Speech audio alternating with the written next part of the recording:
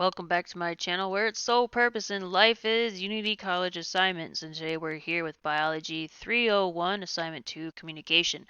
We are doing auditory. What are we covering?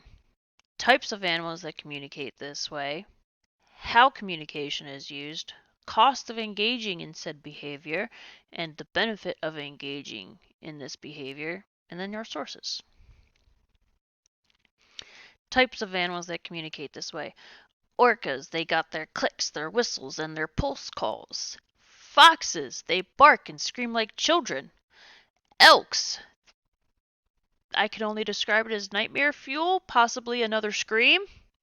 And then doggos, and those are, canines, and we will be discussing them. How is communication used in dogs, with dogs? They bark, they grunt, they growl, they whimper, they howl, and they also have a deep bark. But what do all of those mean? Barks can be defensive and playful. They could also be greeting. Hi, hello, how are you? Grunts. The only way I can explain this one is if you've ever had a Rottweiler. They are the only breed of dog I've ever had that grunted.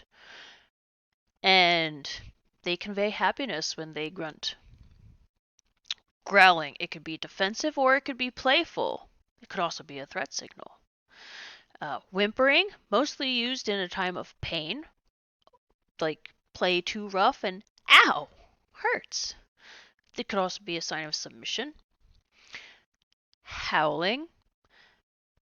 So if I were to apply that to my canine Brutus, may he rest in peace, originally he was a hunting dog, and that was him alerting us and others that he found his intended hunt.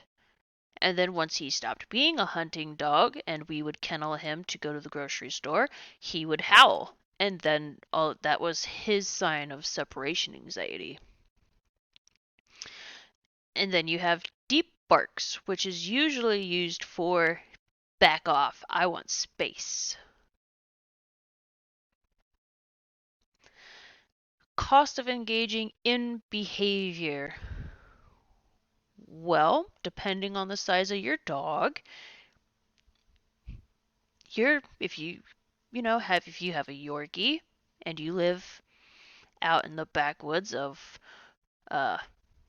Illinois, like if you live in Anawan, Illinois, and you have a wee dog, that dog could very easily get picked up by something.